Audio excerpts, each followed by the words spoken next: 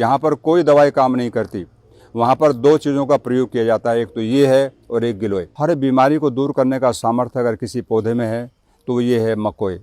इसके अंदर औषधीय गुण भरपूर हैं। इसमें फल लगे हुए हैं छोटे छोटे, आप देख रहे हैं।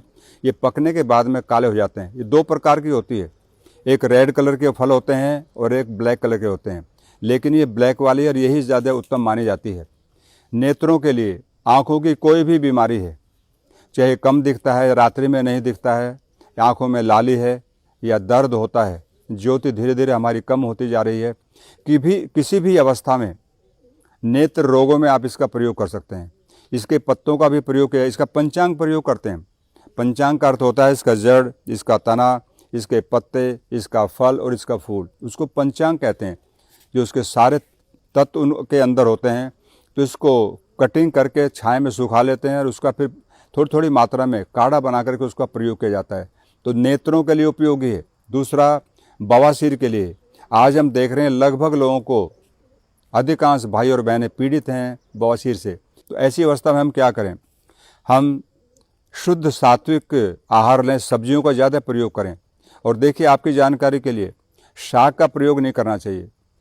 आपका मेथी का साग, पालक, सरसों और चने का साग, जो हरी पत्ती वाली बात कर रहा हूँ, कई प्रदेशों में इसका बहुत मात्रा में प्रयोग किया जाता है। तो ये 8 बीमारी पैदा करता है साग। प्रकरण आ गया तो मैं आपको बताना चाहूँगा।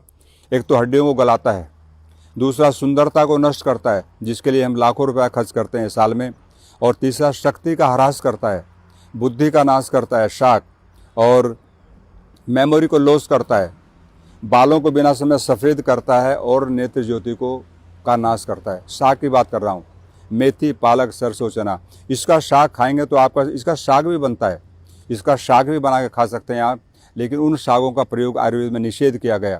तो ये बवासीर के लिए, नेत्रों के लिए, हार्ट के लिए।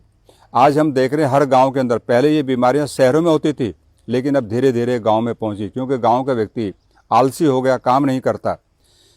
ट्रैक्टर आ गया, उसका प्रयोग करता है और भैंस का दूध पीता है। आपकी जानकारी के लिए, भाई और बहनों के लिए, भैंस का दूध पीने से कोलेस्ट्रॉल बढ़ता है, और कोलेस्ट्रॉल की मात्रा जब बॉडी में बढ़ेगी तो हार्ट की प्रॉब्लम बढ़ेगी। तो इसलिए गाय का दूध पीना चाहिए। गाय का दूध सात्विक होता है और गाय भी देसी। आप जो HF गाय को गाय मानते हैं, आयुर्वेद उसको गाय नहीं मानता, हमारे शास्त्रों में उसको गाय नहीं माना गया। तो इसलिए देसी गाय का दूध पिएंगे तो आपको हार्ट की प्रॉब्लम कभी नहीं होगी। मेमोरी शार्प होती है और पूरी बॉडी के अंदर एक अच्छी हेल्थ हमको मिलती है। तो ये पौधा बहुत ही उत्तम है, अमूल्य है। इसका जितना वर्णन किया जाए उतना कम है। तो ये बवासीर के लिए, हार्ट के लिए, दमा, अस्थमा के लिए, पेट में सूजन है। देखिए, शोथ कहीं पर भी है बॉडी के अंदर, हर जगह शोथ को दूर करेगा। कई बार हमारी किडनी फैटी हो जाती है, लीवर फैटी हो जाता है, स्प्लीन, तिल्ली के लिए और लीवर के लिए मैंने आपसे पहले ही निवेदन किया था, कोई भी किसी प्रकार का रोग है जहाँ पर कोई दवाई काम नहीं करती, वहाँ पर दो चीज़ों का प्रयोग किया जाता है, एक तो ये है और एक गिलोय। सब लोग जानते हैं। तो आप इस पौधे का प्रयोग कर सकते हैं, इसका पंचांग का प्रयोग कर सकते हैं, इसका पत्तों को लेकर के साग बना के खा सकते हैं, और या इसका पंचांग लेकर के उसका काढ़ा बना करके ले सकते हैं। तो ये बहुत ही दिव्य पौधा है। इसका नाम है मकोय। इसको काक माची भी कहते हैं, और जगह जगह क्षेत्रों में कोई भबोलन के नाम से जानता है, अलग अलग इसका नाम है। तो बहुत ही दिव्य प्लांट है। जो भी भाई बहनें हमारे इस कार्यक्रम से जुड़े हैं वे इसका प्रयोग करें और साथ में अपने मित्रों को बताएं, क्योंकि एक व्यक्ति का संबंध लगभग 100 व्यक्तियों से होता है।